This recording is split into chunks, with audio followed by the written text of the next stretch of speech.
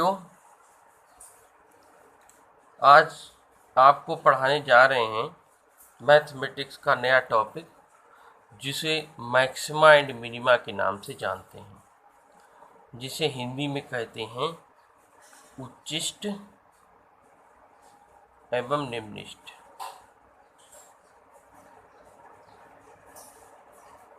क्या होता है उच्चिष्ट और निम्निष्ट? बच्चों, जब किसी फलन का ग्राफ बनाते हैं तो कई स्थिति कभी ऐसी मिलती रहती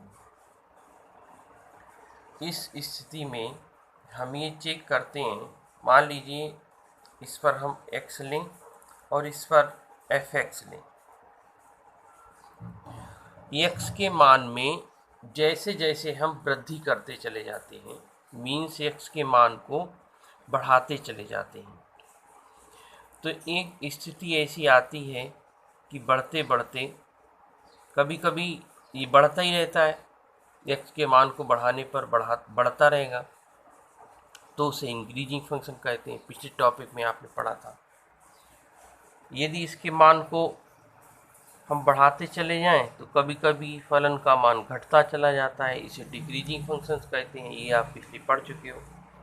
लेकिन जब कभी x के मान को बढ़ाने पर ये बढ़ते बढ़ते कुछ समय बाद हम x के मान को अगर हम बढ़ाते ही रहें तो बढ़ते बढ़ते फलन का मान घटना प्रारंभ हो जाता है, डिक्रीज होना प्रारंभ हो जाता है। फिर थोड़ी देर बाद इंक्रीज होना प्रारंभ हो जाता है। तो इंक्रीजिंग और डिक्रीजिंग एक साथ होने लगता है, बढ़े घटे x के मान को बढ़ाने पर। ऐसे फलन को उच्चिष्ट या निम्निष्ट कहा जाता है। अब कब उच्चिष्ट होगा? x के मान को बढ़ाने पर फलन का मान बढ़ता चला जाता है। हम x के मान को बढ़ाते रहें, फिर किसी विशेष मान पर इस x का मान fx का मान घटने लगे तो उसे डिक्रीजिंग कहा जाता है। और जब x का मान और आगे बढ़ाते जाएं, फिर किसी विशेष मान पर ये मान फिर बढ़ने लगे, फिर घटने लगे, फिर बढ़ने लगे, फिर घटने लगे, फिर बढ़ने लगे। ऐसी एक पोजीशन देखिए आप। मान लीजिए मैं इसको ए, पॉइंट बी, सी, डी, ई, एफ वगैरह वगैरह ये नाम दे, तो वे बिंदु x के विशेष मान पर वे पॉइंट्स जिनके मान में वृद्धि करने पर, x के मान में वृद्धि करने पर जब फलन का मान घटने लगे, उस बिंदु पर फलन का उच्चिष्ट मान प्राप्त होता है।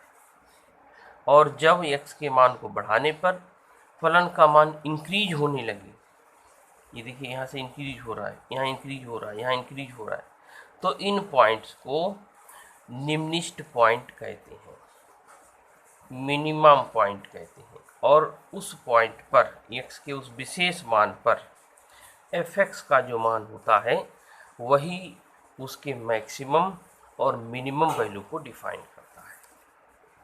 क्लियर? अब देखिए कैसे हम इसके मैक्सिमम और मिनिमम वैल्यू को फाइंड आउट करते हैं, कैलकुलेट करते हैं। इसको सॉल्व करने की दो कंडीशंस होती हैं बच्चों। एक तो इसकी होती है नेसेसरी कंडीशंस। नेसेसरी कंडीशन क्या होती है?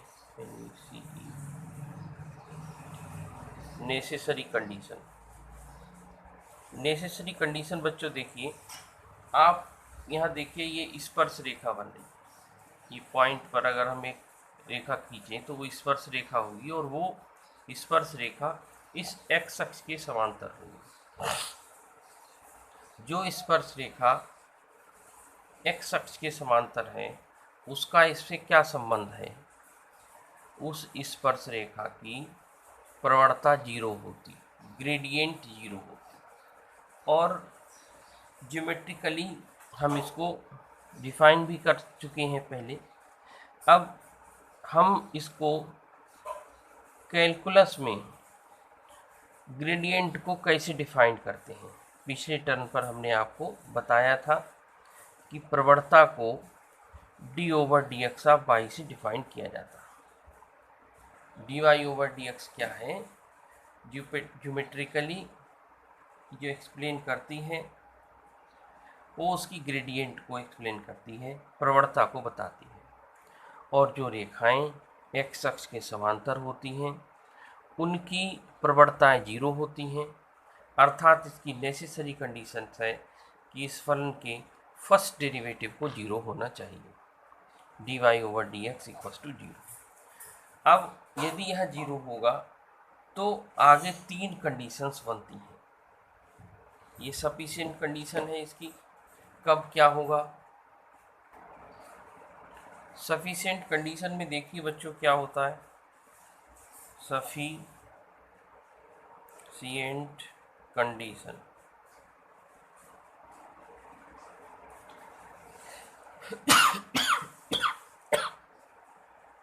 सफिशिएंट कंडीशन में हम 3 इसके पार्ट चेक करते हैं। 3 कंडीशंस बनती हैं। कौन सी? इसके सेकंड डेरिवेटिव या तो 0 से बड़ा होगा, मीन्स पॉजिटिव होगा। सेकंड, इसका सेकंड डेरिवेटिव निगेटिव होगा या 0 से छोटा होगा। और थर्ड कंडीशन में इसके सेकंड डेरिवेटिव 0 होगा। क्लियर? जो सफिशिएंट कंडीशन है उसमें इसकी 3 कंडीशन चेक करते हैं। 3 पॉसिबिलिटीज हैं। सेकंड डेरिवेटिव पॉजिटिव होगा, मीन्स ग्रेटर देन 0 होगा।